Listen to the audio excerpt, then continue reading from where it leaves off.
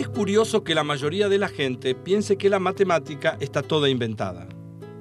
El solo hecho de que aceptemos esto como posible, de que no hay nada por descubrir, demuestra lo lejos que estamos del contacto con la matemática real, la que investiga porque no sabe, la que es curiosa, la que es atractiva, la que anda por la vida sabiendo algunas cosas, muy pocas, e ignorando otras, que son muchísimas.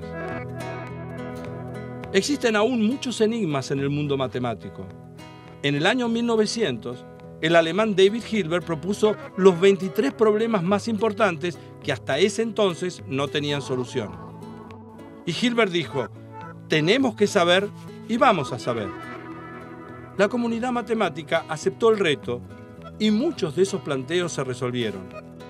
100 años después, en el año 2000, el Clay Mathematics Institute de Cambridge sedujo a los matemáticos con $1 millón para quien pudiera echar luz sobre otros 7 enunciados.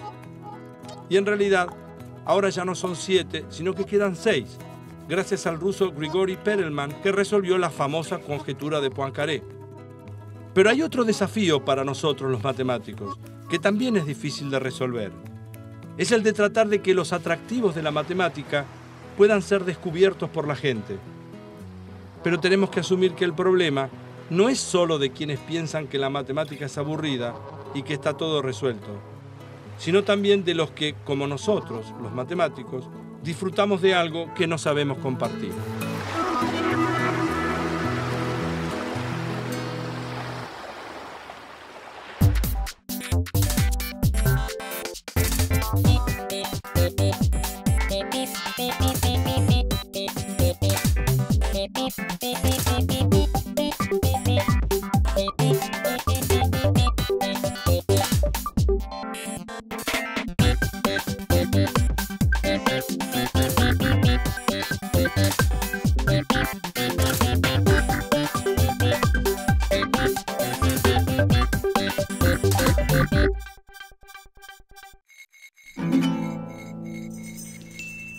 Un hombre, 30 ciudades, un objetivo, visitarlas todas. Alterados Pictures presenta El problema del viajante de comercio. ¿Cuántos itinerarios posibles existen? ¿Cuál es el más conveniente? El problema del viajante de comercio. Muy pronto.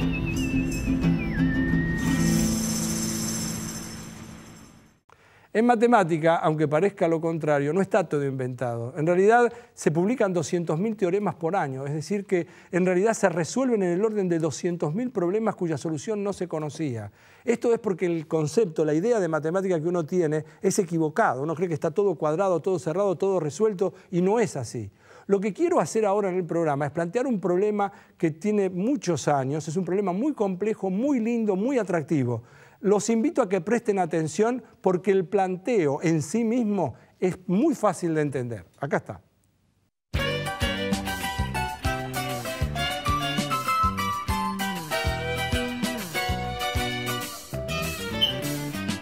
Hoy puede ser un gran día, plantéatelo así. Aprovechar lo que pase de largo depende en parte de ti. Para comenzar a entender este problema, imagínese que el viajante de comercio recién empieza en el rubro y tiene solo 2 ciudades para visitar. Puede ser un gran día ¿Cuántas maneras diferentes tiene de recorrer esas 2 ciudades? Esto es fácil. Evidentemente hay solo 2 caminos posibles. Primero la ciudad A y luego la B, o primero la ciudad B y luego la A.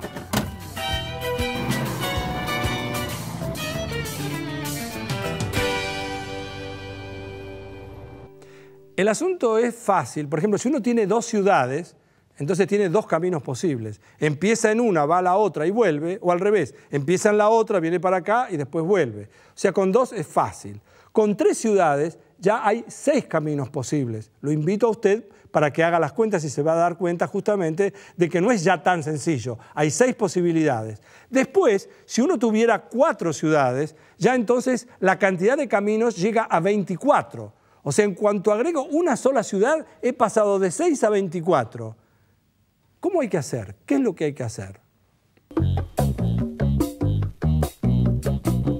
Tomemos ahora 5 ciudades para poder entender la complejidad de este problema. En principio, podría empezar el recorrido en 5 puntos distintos. Una vez que eligió el primero, le quedan 4 alternativas para la segunda parada. Es decir, que nada más que para recorrer las primeras 2 ciudades, entre las 5, hay 20 maneras posibles. Y para sumar la tercera, a las 20 opciones hay que multiplicarlas por otras 3 ciudades, con lo cual ya tendrá 60 formas de recorrer los primeros 3 puntos. Ahora solo quedan 2 destinos, por lo cual las alternativas se han transformado en 120. La quinta ciudad es la que sale por descarte, ya que es la única alternativa que queda por recorrer. ¿Cómo llega entonces a estos 120 itinerarios? En este caso, multiplicando consecutivamente los primeros 5 números naturales, ya que elegimos 5 ciudades, es decir, 5 por 4, por 3, por 2, por 1, lo que da 120. Este número, 120, es lo que en matemáticas se conoce con el nombre de factorial de 5 y se representa de esta manera.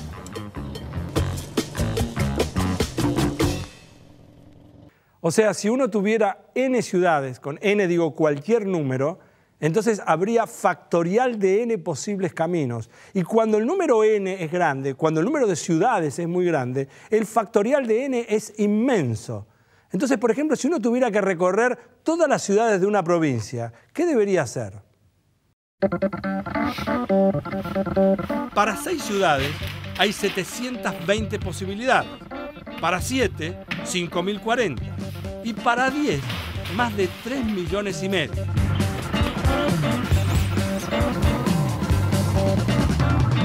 ¿Y si tuviera que recorrer las 23 capitales provinciales de nuestro país? Ahí hay más de 25.000 trillones de rutas posibles. Y no se olvide que nuestro viajante no solo tiene que saber cuántas son, sino que además debe analizarlas para ver cuál es la más conveniente. Y ruegue que el negocio no se expanda, porque para 60 ciudades el número es impronunciable.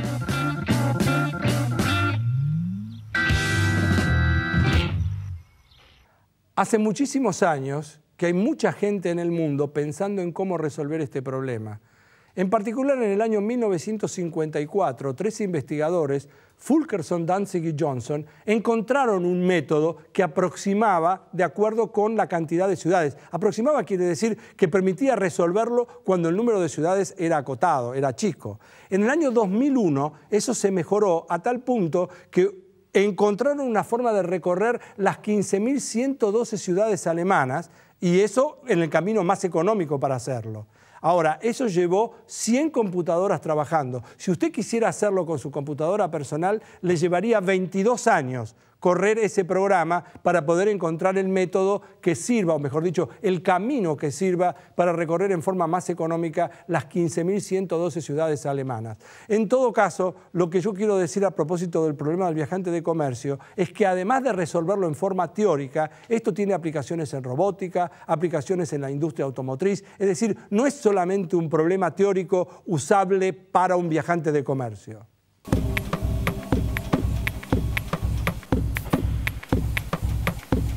La problemática del viajante de comercio es aplicable a nuestra manufactura en el proceso de perforado de las plaquetas por control numérico a fin de poder tener un tiempo de producción lo más bajo posible, que eso implica un costo reducido.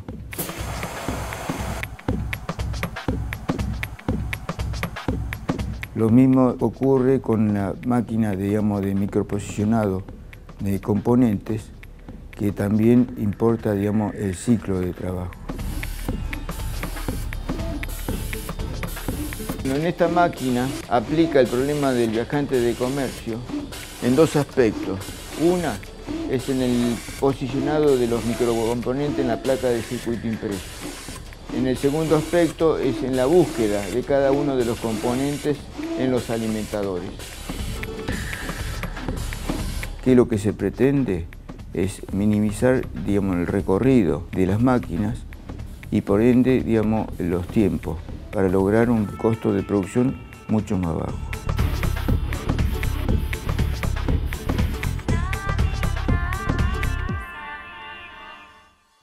Hemos presentado entonces un problema que no tiene solución en el caso general. Es decir, si el número de ciudades es pequeño, se conoce la solución. El asunto es poder resolverlo siempre, cualquiera sea el número de ciudades. Es decir, es un problema abierto, la solución dependerá de cuán rápido funcionen las computadoras o que a alguien se le ocurra una idea que hasta ahora no apareció. A tal punto que la Fundación Clay tiene elegidos 7 problemas que ha designado como que son los problemas por los cuales va a pagar $1 millón a aquel que lo resuelva. Y el problema del viajante de comercio, es uno de ellos.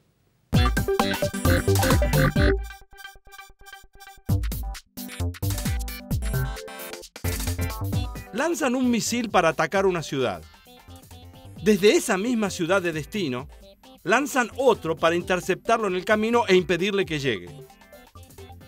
Uno sabe que ambos salen al mismo tiempo, pero mientras el primero viaja a 12.000 km por hora, el otro viaja al doble, a 24.000 km por hora.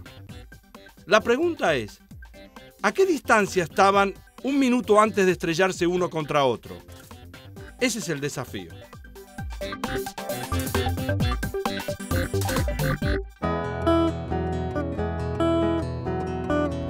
Lo fascinante de la matemática es que a uno le permite disfrutar de resolver problemas, como por ejemplo tratar de ganar este juego, el 4 en línea.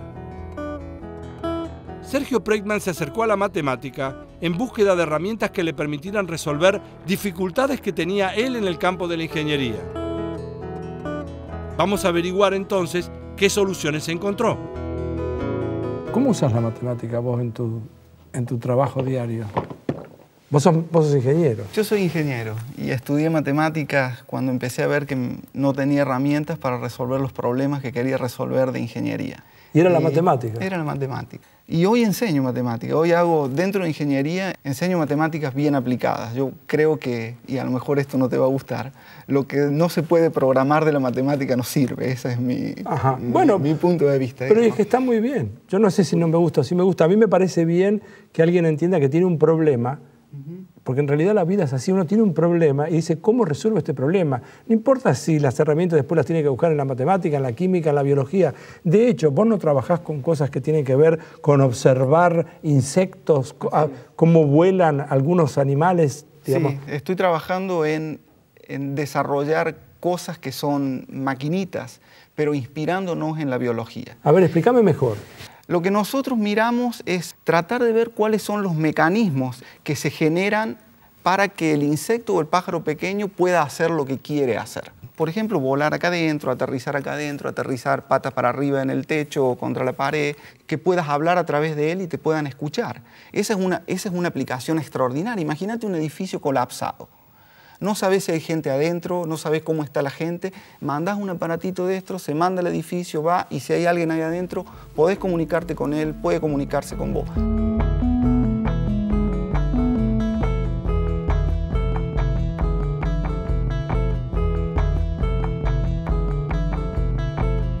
Lo que nosotros tratamos de ver es descubrir mecanismos y después ver cómo con lo que nosotros contamos hoy podemos reproducir esos mecanismos sin la necesidad de tener que copiarlos.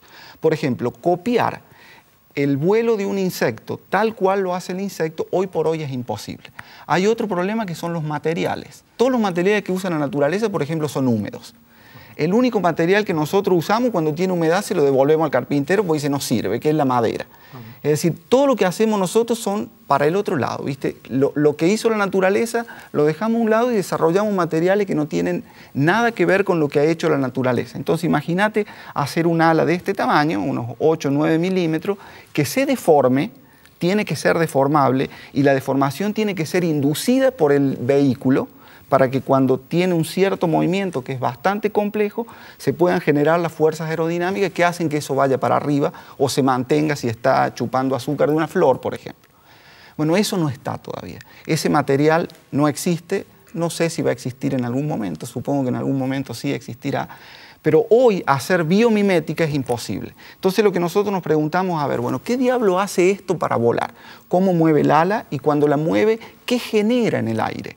¿Qué es el patrón? ¿Hay algún patrón si uno pudiese mirar el flujo, si fuese mago y de alguna manera mira las partículas de aire para qué lado van? ¿Hay algún patrón ahí que me diga esto vuela por tal razón? Como uno se explica por qué vuela un ala que tiene la forma aerodinámica de la gota de agua. ¿Por qué vuela un avión? Por ejemplo? ¿Por qué vuela un avión? Uno ya sabe, bueno, las partículas hacen esto, etcétera, etcétera. La misma pregunta nos estamos haciendo nosotros.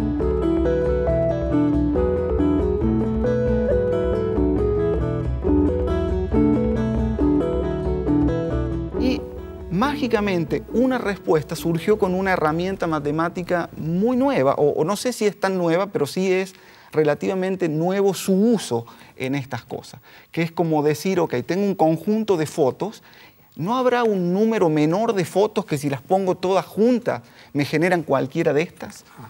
Eso es reducir el orden del sistema, eso lo sabes vos mejor que yo, y cuando uno tiene un sistema con orden más reducido, es decir, cuando tiene muchas menos variables que todo el lío que era estas cosas llenas de mallas y de cositas como hacemos con los métodos numéricos, uno mirando esas cosas con un orden un poco más reducido puede empezar a sacar conclusiones y decir, ok, no tengo los materiales, no tengo la fuente de poder, pero quizás con este material, haciendo esto otro y haciendo esto otro, genero el mismo patrón para que la cosa haga lo que tiene que hacer.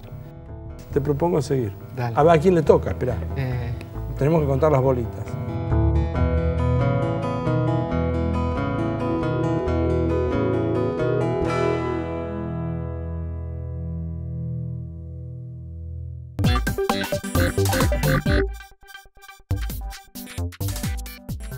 Teníamos dos misiles viajando en sentidos opuestos.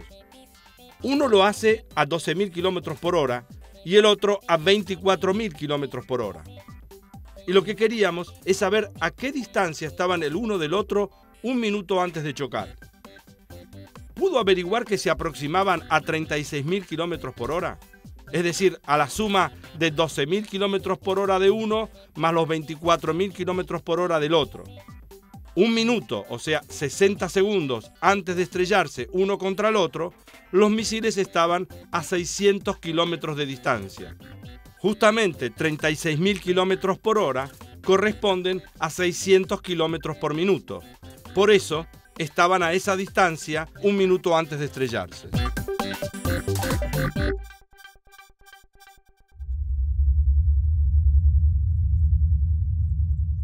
Ahora quiero plantear uno de los problemas más clásicos que tiene la teoría de los infinitos.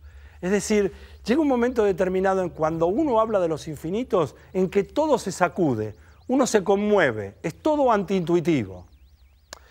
Fíjense lo siguiente, por un momento vamos a suponer que sobre la Tierra hubiera un infinito número de personas, lo cual obviamente ya termina por cancelar la posibilidad de que esto sea cierto. No hay infinitas personas sobre la Tierra, pero por un momento supongamos que fuera cierto, que hay infinitas personas. Pero al mismo tiempo supongamos que un señor tiene un hotel y en el hotel hay infinitas habitaciones, todas numeradas, 1, 2, 3, 4, 5, etc. Entonces vamos a suponer también que un señor llega a la noche y trata de conseguir una pieza en el hotel. Y va y le dice al conserje que está haciendo un crucigrama o un sudoku, cuando llega a la noche le dice, mire, acabo de llegar, necesito una pieza. Y el conserje le dice, lamentablemente el hotel está ocupado, tengo todas las piezas ocupadas. Entonces el señor que acaba de llegar dice, pero un momentito, ¿en este hotel no hay infinitas habitaciones? El conserje le dice, sí. Bueno, si hay infinitas habitaciones, ¿cómo me dice que están todas ocupadas? Bueno, me va a venir a decir usted. Yo sé que están todas ocupadas las habitaciones.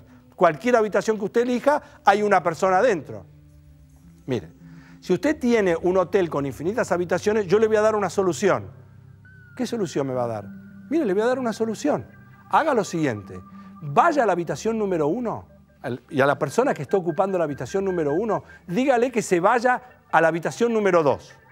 Al que está en la habitación número 2, dígale que se vaya a la número 3. Al que está en la número 3, que vaya a la número 4. El de la 4 a la 5, el de la 5 a la 6, el de la 100 a la 101, el de la 999 a la 1000. O sea, va corriendo a cada persona que está ocupando una habitación con un determinado número a la habitación siguiente. Obviamente, todo el mundo se va a quedar con una habitación, porque como hay infinitas habitaciones, entonces nadie se va a quedar sin un lugar para dormir. Pero la habitación número 1 ahora está vacía. Con lo cual el señor que recién llegó puede ocupar una habitación. Entonces lo mira al conserje y le dice, ¿vio? Yo tenía razón. No solamente tendría razón este señor, sino que si en lugar de llegar una sola persona, llegaran 20, por ejemplo, ¿qué tendría que hacer?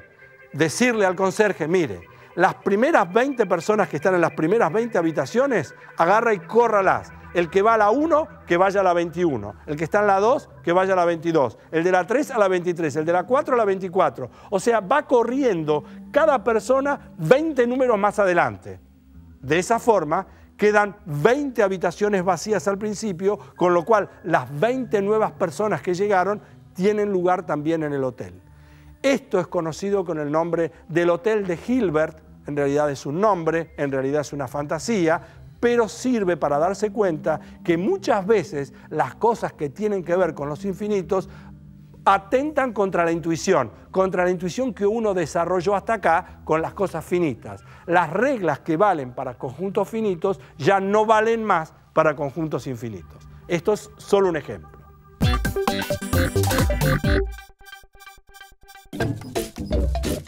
Paremos un poco. Le voy a contar una historia. Resulta que un profesor de matemáticas se para delante de la clase y explica: despejando x, obtenemos que x es igual a 3. Un alumno levanta la mano confundido y le dice: pero usted dijo ayer que x es igual a 2.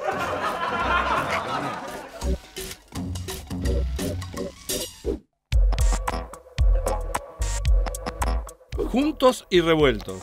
¿Qué tan amontonados estamos los habitantes de la capital federal y del Gran Buenos Aires? Mire, demasiado. En un solo día hay casi 13 millones de personas que se mueven por la zona metropolitana. Es la misma cantidad que se extiende por 18 provincias argentinas. Cada 24 horas se traslada 1.600.000 personas en tren, lo que equivale a toda la población de Salta. Y aún más, harían falta todos los habitantes de Mendoza, Tucumán, Córdoba y Santa Fe para igualar los más de 9 millones de personas que diariamente viajan en colectivo. ¿Corriéndose para el fondo que hay lugar? ¿O corriéndose al interior que hay lugar? Quiero plantearle un problema, lo quiero invitar a que hagamos algo, usted y yo, a pesar que usted esté en algún lugar que yo no sepa, que yo no vea, y que estemos en un lugar geográfico distinto. Piense un número, pero en serio, piense un número cualquiera, el que se le ocurra. Escúcheme, no es tan complicado. Y de paso los que estamos acá en el estudio también, piensen en un número cualquiera. ¿Ya está? A ese número súmele 6. Sumar 6, escúcheme, no es tan complicado. Pensó un número cualquiera, le suma 6. ¿Ya está? Ahora multiplíquelo por 2. ¿Ok? Empezó con 1, con un número cualquiera, le sumó 6 y ahora le pido que lo multiplique por 2. Una vez que lo haya multiplicado por 2, ahora necesito que le reste 8. Ya es un problema. Restar 8. Empezó con un número, le sumo 6, lo multiplico por 2 y al resultado le resto 8. Ahora le pido que lo divida por 2. ¿Está bien? Que lo divida por 2 al resultado que le dio. Y ahora réstele el número con el cual usted empezó. ¿Se acuerda cuál era el número original? Réstelo. Si le dio 2, está bien. Ahora miren por qué pasa eso.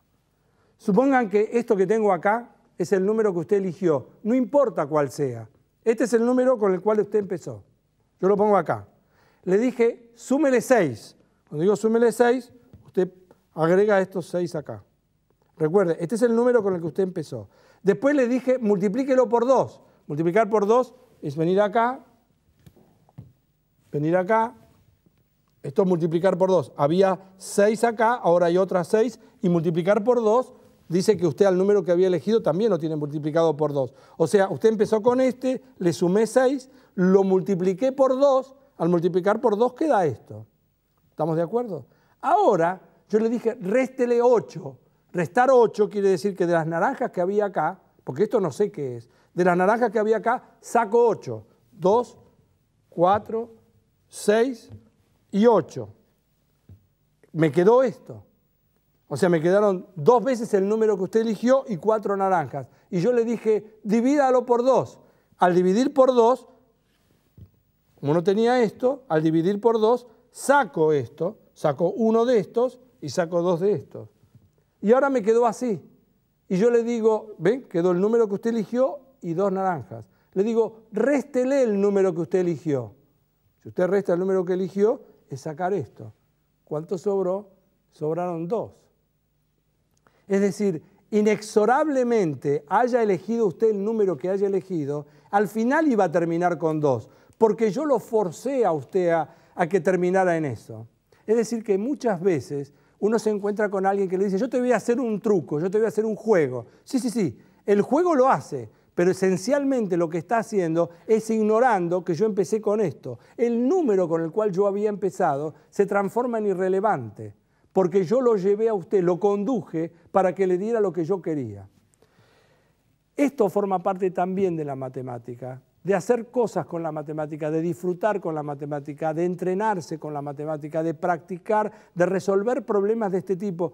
Obviamente no es grave que uno lo sepa o que no lo sepa. La gracia es que todo el tiempo este tipo de cosas, este tipo de juegos, la matemática es una cosa lúdica.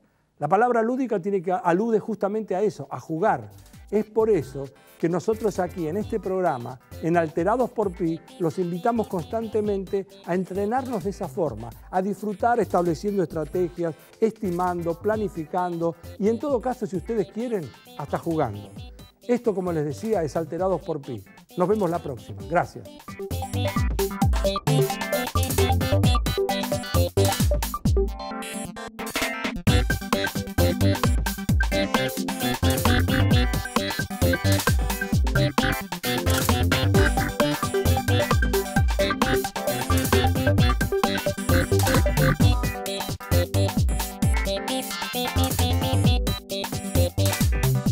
Beep.